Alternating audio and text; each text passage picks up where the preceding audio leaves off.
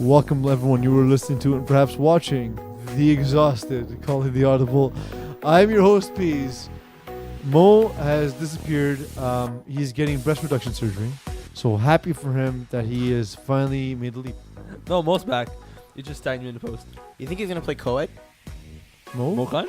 As, No, His finger's still broken. listen, it's 2019. You can't force him. You can't force him to identify. Simo, how do you identify? Simon Dagenais, writer, podcaster. Eagle? I identify in the aviary family. I'm Hollow Div 1, Div 2 writer. And you can call me Zay. I will not. I am. I am Peeze, and listen, it's 2019. You are correct. That is the year. Thanks. He said facts. Appreciate you, man. Appreciate you. It is 2019. He What said facts. games? His name is Peeze. What games caught your attention? Okay, so we'll start with Div 1 really quickly because we're gonna talk Div about- 1, we're ignoring you after this, Yeah. so you can turn off your television. or computer Nope, phones or televisions. That's where we are. I mean, if you have like a Chromecast or something, maybe Seriously. you're watching. So 2019, bro. Waste Youth lost the Finest. Could have potentially knocked out Finest out of the playoffs. Could have, would have, but did I not. know. It's the thing we wanted to happen. Like I've So been bad. saying all season, the only time we care about finest is when they lose. So It was Finest, it was definitely the juicy storyline going down the stretch Yeah. in the playoffs. Will the finest make it? Finest made the playoffs by beating. Now they're gonna win a Waste Youth. championship again. Oh, great. But And that's about the only story that was fun. Well, there was more. There was Got Fat needed to win both games to be eligible to qualify. They lost the first. immediately lost. They immediately got destroyed by D-Boys. The resurgence of D-Boys in the latter half of the season. This team went from will they make the playoffs to now the 3 seed, surpassing DK in the final game. Is that so? That is so No. because they all finished at 5-5, and D-Boys have a better points allowed. That's not.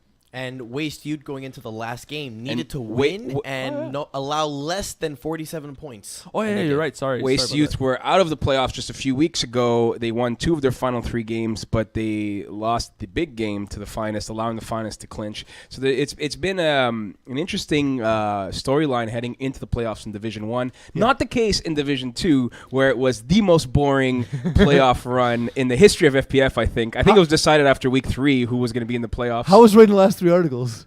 It's been tough. I've been reaching, let's say. It's been more Div 1 centric, Yeah. that's for sure.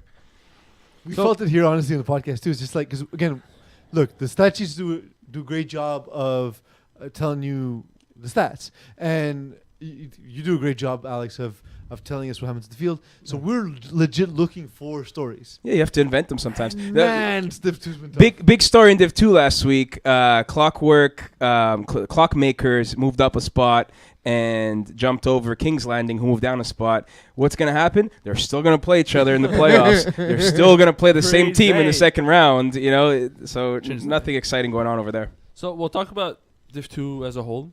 So 4 teams have a bye. Well, do you want to cover any of the games that happened this week, or they didn't? They didn't matter really, except from the one that Aldo said somebody moved up one spot to play the same team. Concerning storyline with King's Landing, however, so we all know the story with them. They lost the first 4 games of the season. They revamped their roster mid-year, played against 4 lousy teams to go 4-4. They looked great. Final 2 weeks of the year, they faced controversy and #NR, lost both of those key matchups. So I think that's a little bit of a question mark for King's Landing heading into the playoffs. What team are they? Are the team that went 4-0, blistering back to a 500 record, or are they this team that's most recently representative by their 0-2 versus actually competitive Div 2 teams? You want a hot take? Yeah. Gimme Strength of schedule. Guess who had the easiest schedules? King's Landing. STL, Braves 2.0, You Can't Sit With Us, and #NR. Okay, I have a question, though. Kings. False I have a Kings. question right now Paper because I've crowns. been listening to this all night. So You Can't Sit With Us went 10-0, right? So we delivered 10 losses to those other teams that you're using to measure our strength of schedule. Because I exclude your individual games from that. 'Cause otherwise, they would have had a 390. But in this case, you have a 433 if you remove those 10 games. Okay, well, look, STL and Braves 2.0, you're bigger false kings than us. That's I mean, look, there's no falser king than the one at the top in the paper crown. So That's There you right. go. You got to be up top to fall. it's true. So- It's true. You can sit with us, STL. Braves 2.0 and Hashtag and I have a bye this week. And it's literally like this week because they're playing, as Div 2 is playing on Monday, Mhm. and they're playing the following weekend. So it's gonna be a shorter show than the rest because we don't have that many Because games there's to only talk 4 about. games. Yeah. So So only 1 hour. again, Yeah. Terror Squad takes on Prospect Squad in the Battle of Squads. it's a battle of squads. Nice. Third seed and sixth seed.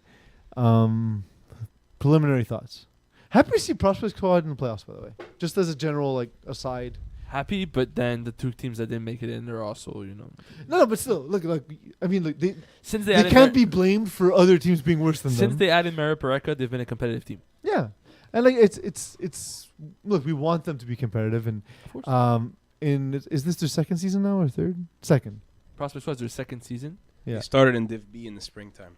Yeah. So their second season, Div 2 is a step up from Div B. Yeah. And so, and I'm happy. Look, they have postseason success. Good for them. Yep. They got the postseason. Great. So this is probably the best draw for Prospect Squad, in my opinion. I agree. I think the Terror Squad is a vulnerable higher seed.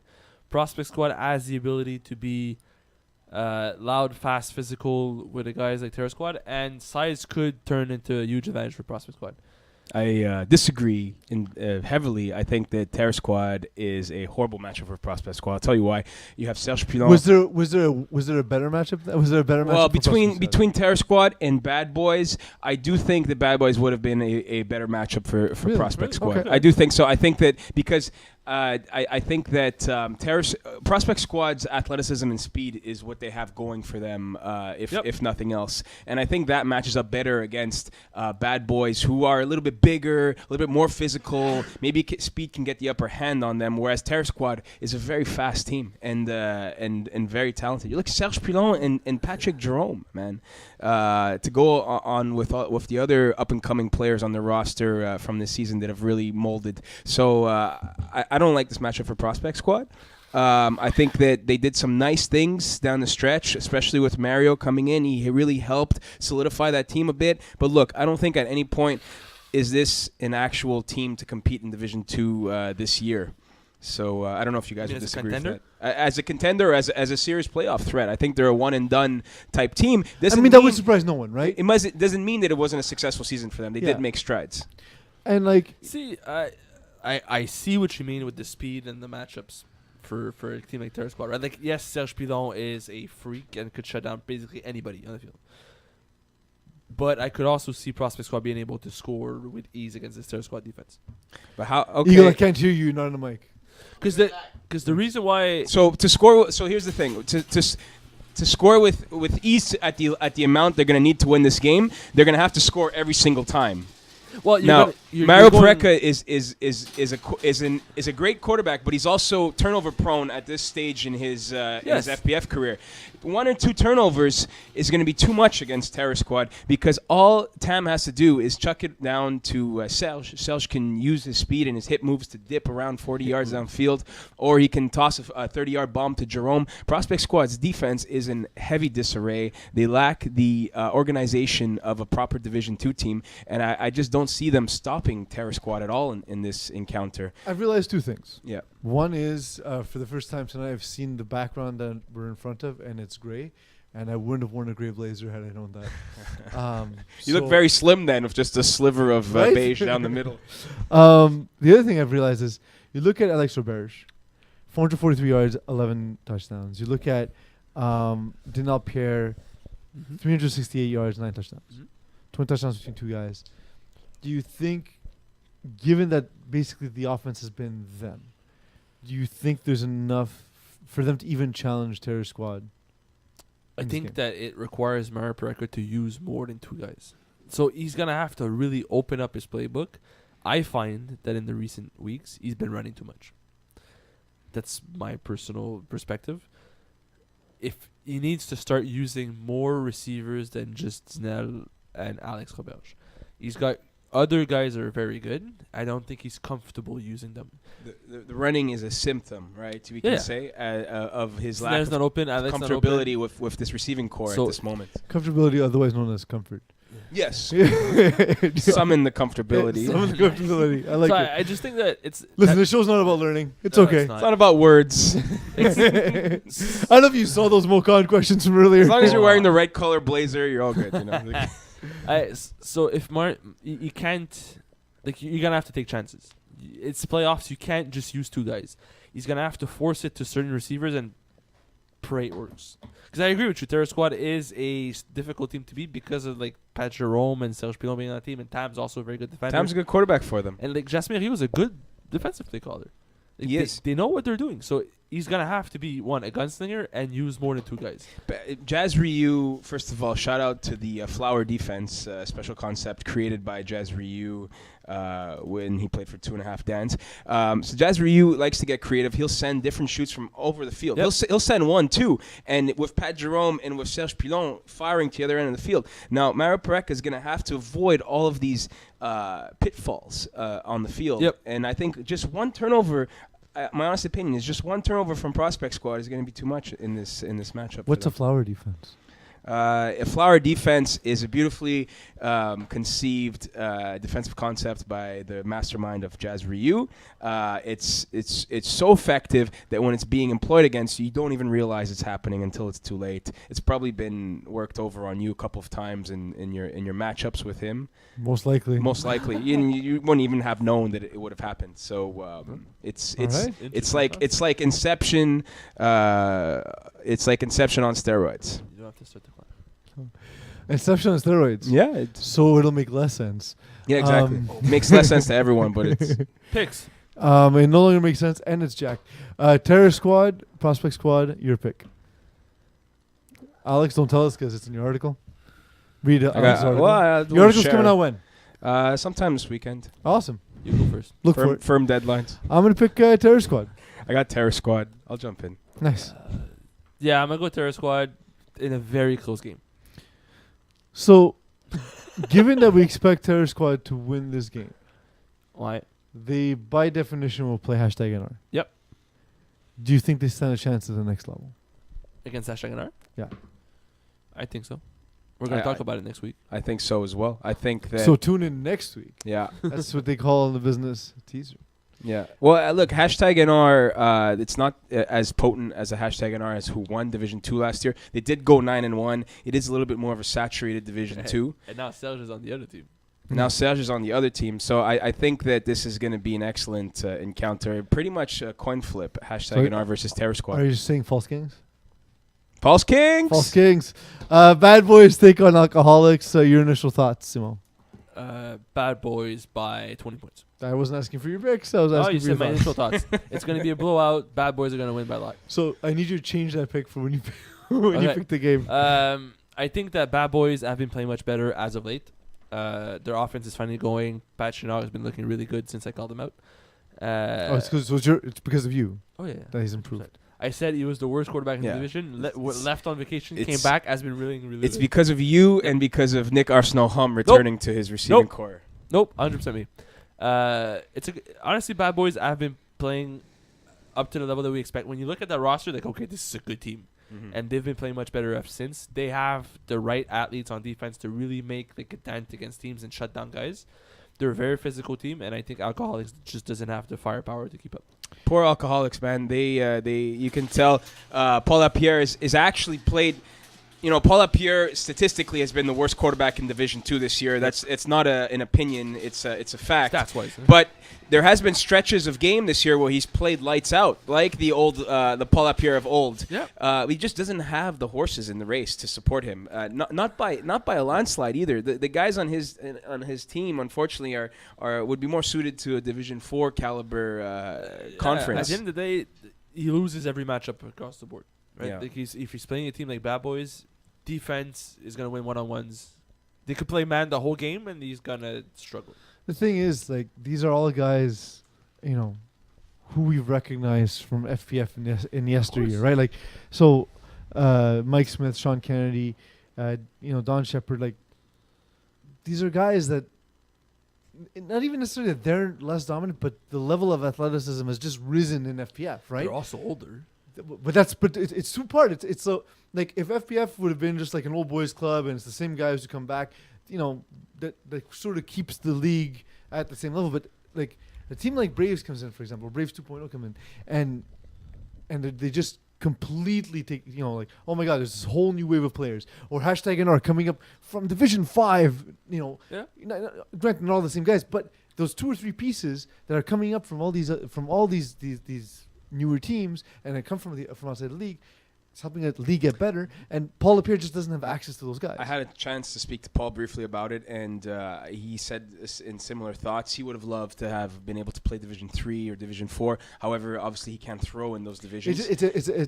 So he just wanted a paralyzing situation, right? He's too good. He himself is too good to play in Division. He just wanted to field the team, and he didn't want to, open his wallet and spend a bunch of money to recruit guys who maybe are going to, not pay or something like that, or just spend too much time. Guys, just pay your seasons. Man. Yeah, I think we're over that point now where you bro. have to be having that conversation. But unfortunately, it's true. So he just wanted to get a team in, and I think talking too much about Alcoholics at this point is kind of like beating a dead horse. We know that they're not going to be competitive, this week. If they are, it's lucky stars, across the horizon. But Bad Boy, this takes nothing away. Bad Boys are a scary team in Conference A heading into the playoffs. And just to clear it up, under the influence of alcohol, if you physically beat a dead horse, it's not an excuse in a court of law. So, but if he's dead though, you still can't beat a horse. He's dead. You can't beat a corpse. I'm sure you still can't do it. I'm sure you can't beat a corpse. Correct. Simon, Alcoholics win by how many points? 21. Yes! Alcoholics win by 21 points. Your pick? Alcoholics win. Sorry. Really? Ooh, after all the things we just said. Freudian slip. Bad Boys win by 4 scores. Oof. Yeah, 45-20 is my pick. I just got a text from Mokan saying, "Dude, why the fuck are you guys still on for? Why is it taking so long?" And then I told him it's because you gave us a horrible script. Yeah, my man. Okay, next game. I'm gonna also pick. Excuse me. Boys. I apologize. The next game is Controversy and Nighthawks. They played week 6. Controversy won 39-25.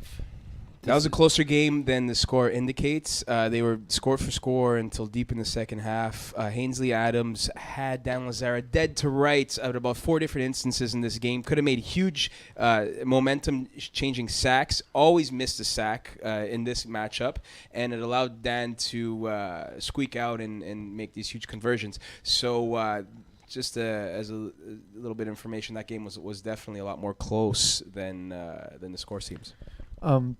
Well, Dan Lazara, we say it often, is he's more mobile than he gets credit for, and he has the ability to make the rusher miss and buy extra time, and when he does, he has an excellent receiving core to go to. Who are the guys he leans on in this game? AJ Gomes for sure. Sam Mashtub. I don't know if Rod is gonna play. Well, Rod's back. He missed a lot of time Still from being. hurt? Well, it's true. He is hurt. Yes, he's back from vacation. Yeah, he's back from vacation, but he's hurt. So, to me, this is a trap game for Controversy.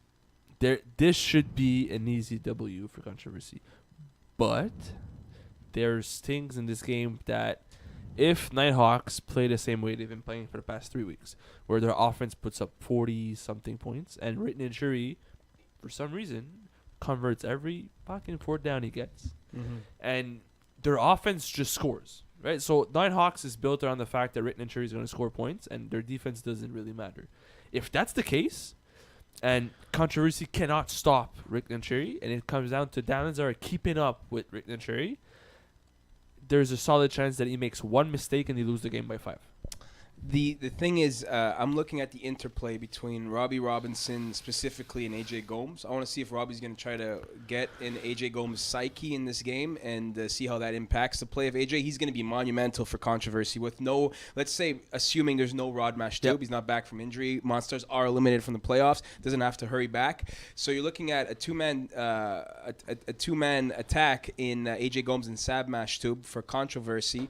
And like you said, one mistake could be the turning point here because that removes Rod, their best defensive player as well. We know that the Nighthawks can light up a scoreboard. I could see this one as like a West Coast style blow going back and forth all the way to the end. And maybe converts will be the differentiating factor. So, So Controversy's available roster is very thin.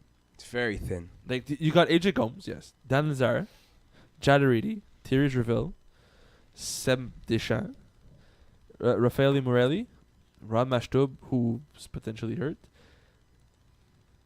and that's it. Are you expecting to see a very conservative Dan Lazara in this one, knowing that he doesn't have Rod Mashtuda as a he's third been outlet? more conservative in general. I think he Yeah, needs to this take season. those shots. Nighthawks defense isn't particularly fast. Robbie Robinson is their best defender. I think there's ways to exploit that defense well, and most people have. The thing with Nighthawks defense is that they are baiting you to go deep. Look at their week 11 game versus STL. Dylan Taylor loves to throw the ball deep, and he has a lot of success with that most of the time. Yep. I didn't see the game myself. Maybe you were witness to it firsthand. Was it the case of STL's defense being stalled by a deep kind of zone Nighthawks? It was Nighthawks. They double covered Jamie. Yeah. And I think Jamie had 15 of his 23 targets. He just kept going back. He to kept post. literally throwing deep over the middle of the field into coverage. It was bizarre. But that's where Nighthawks kind of put their strength on. So if the best way to beat the Nighthawks is to actually march on them consistently, because then they can't touch you. Like if you run 3 slants, they're not touching you the whole field. But you have to have the discipline to do that over and over and over and over again. I think Dan Lazara has that discipline. He definitely has the discipline. And we've seen that's been the evolution in his game. As he starts to play with, when he played with familiar faces, and at times lower divisions against sort of other guys who weren't as good as him, we saw he'd like to air it out. Now he's like, okay, well, I have a lot of different parts in different seasons. I got to develop chemistry with him. He's seen the value of taking the air of the ball, going through his progressions, going through his reads, and that's what we've seen. Well, the fact that Ramash Stoop's not playing, will this cause Dan Lazara to play a better overall game because he's going to be more conservative, or will it cause him to tense up more and maybe make that critical mistake? I think it hurts their defense a lot more. Yeah, It hurts Controversy's defense a lot. I think that it's gonna force more balls to Jadaridi underneath than like the little 2-yard patterns that Jad is the master for. Instead of deep shots to Rod that every time they tried it, the chemistry wasn't there, and it was either overthrown or underthrown or not where he thought the guy would be, and ended up not looking good. There's an interesting thing when you play Nighthawks, right, as an opposing quarterback. In the back of your mind, there's this little conscious speaking to you saying, you better not fucking miss a drive. Don't fuck up because Rich won't. Because they're going to keep scoring over and over and over again, Which right? is crazy. That's exactly what happened with SCL, is you're looking at this, you're like, okay, these guys, they're not fast, they're old, whatever.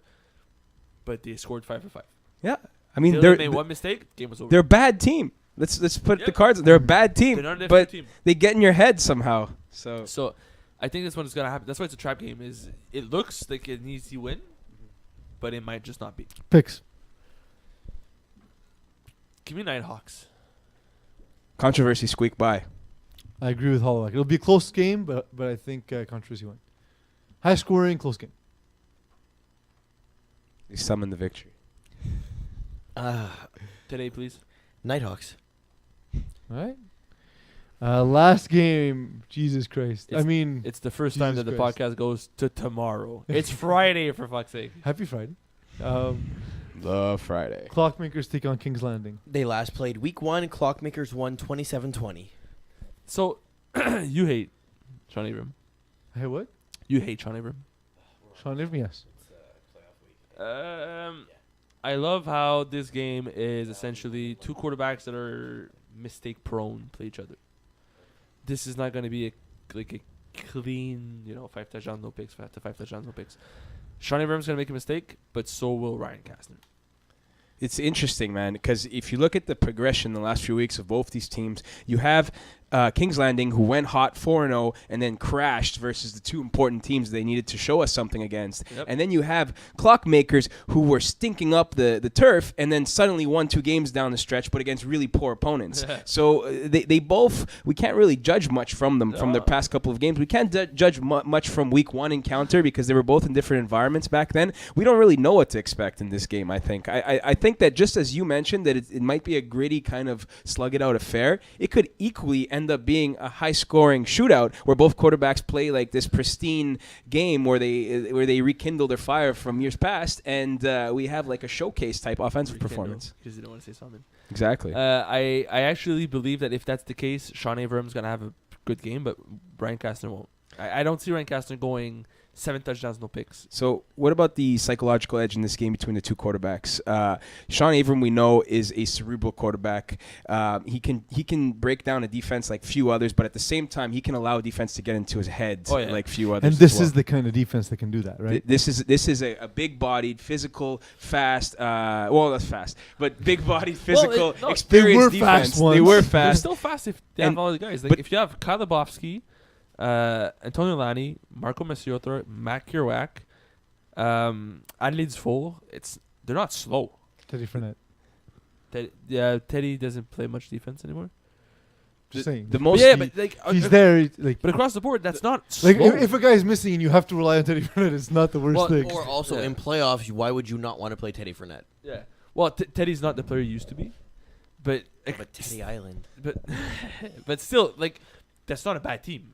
The most important thing of a defense, in my opinion, is not speed. It's how they move together and if they have size. Because if you have a big team moving together at the right depth, the field's gonna look so much smaller for a quarterback, especially if they get their arms up. Like making the field look small is the most important factor a defense can do. And Clockmakers definitely have the ability to do that. And that's the best quarterback for them to do it against is Sean. Now, alternatively, how is Ryan Kastner going to come into this game? Is he going to even care who he's playing against? Is it going to have any impact on how he's going to come in? Like, is there a playoff Ryan Kastner Mamba mentality out there that's ready to be? See, I think Ryan Kastner is the same pretty much all the time, and Sean Abram is a head case. So I disagree, man. But I just don't like the Ryan Kastner that we've seen this year so far today. Ryan makes so many mistakes, man. There's weeks where. There was this one particular week where Clockmakers they were playing bad boys. Matt Kirouac, as a rusher, got an interception by simply jumping. He saw triple slants, stopped rushing, jumped, and Chenal threw at him. Mm-hmm. Got a pick. And then 2 plays later, Ryan Kastner threw at Chenal. Like, it's frustrating to see that their team is playing well, but Ryan just keeps on making the same mistakes. I think that it's just the assumption was, we'll take Ryan Kastner, we'll surround him with good players, and he'll do well. But the thing is, it seems as though Ryan Kastner just got so used to playing with his pieces that he's been unable to recapture that. It's because they don't run. There was one week where Bobby Michaelberg subbed, and you saw it right away. Like, Ryan looked good. He threw to Bobby, it worked. Because he's used to certain patterns and things that Rainmakers used to do, that Clockmakers doesn't necessarily do. And he's like out of his comfort zone. His momentum has been just jagged this year. Like when he played You Can't Sit With Us, he lit us up. It was like he was riding a wave and he caught the peak of the wave and it was smooth. And then in other weeks, it looks like he's just crashed early on. He's never been able to recover. My question now turns to the roster for Kings Landing. Kings Landing, full roster is about 11 guys. So you have James Donald on defense. You have Matthew De Silva on offense. Let's say they're full roster. Do they make the tough decision to say, hey, we're going to bench you for the greater good of this team this week? We want so-and-so personnel on this side of the ball. Or do they say, you guys paid, you guys were loyal to us all year, are we just going to run our full roster? What do you do as the team captain in those kind of tricky situations? You tell them that the game's at a different place. Site's wrong. Well, the thing is, at the end of the day, you have guys on this team that should be playing both ways the whole thing. Right? Well, Vinny Golano, Anthony Van Ram should not take this drive off. Anthony Vandram is, in fact, the guy who plays two ways on this team when he's there. But now you're looking at Zach Gignon, Vinny Golano. You're looking at guys who should be playing two ways absolutely. Of course. And can't because of the depth on this roster. So how does that's definitely going to be a hindrance if I can see another way if they show up full-fledged for this encounter. Yeah, listen, I agree with you. Zach Gignon should not take a rep off. If he does, it's because he wants to, because he takes he wants a water break. But aside from that, he should be playing both ways the full game. I don't think that James Donald is a better defensive player than Zach Gignon. Mm-hmm. So why replace a guy by a not as good defensive player? I think it's unfortunate that we haven't had the chance to see the best The best version of King's Landing this exactly. year, and I don't know if we're going to be able to witness that in the playoffs. We'll see. Maybe they'll show up with 8 guys. But assuming they're not, that's going to have a profound impact on this game. I'm tired. Picks. Pick, Simon, you want to jump off? Give me King's Landing. I got King's Landing as well in this game. I think it's going to edge them out. It's going to be really, I'd say, like, if I had to put a score to it, I'd say, like, one of those 28-26 type games. Oh, no, I'm going way more than that. Like a 38-31 game for King's Landing. If they win, it's because Sean plays well and Ryan makes that one mistake that cuts them off. So Clockmakers by an extra point. Clockmakers and it's tight. Clockmakers and it's tight and ugly. Like 21-19. Final thoughts. Like the duration of this show. Why are you doing this to me? I hate you. Also, you gotta fill out some paperwork before you leave. Oh, fuck you. I enjoyed being here. Thanks for the invite, guys. Thanks, bro. I wish we could have talked some Div 1. I think Next week? Next week? Join us next week. I'd love to. In the second round of the playoffs. Until then. Yes, sir. 3 refs. Home team gets to choose. Overtime rules. Thank you, myself. So, never again. The worst part is that I told Peeze this and I said, we're running a tight fucking ship. We're out of there by like 10:45. Yes. Nope.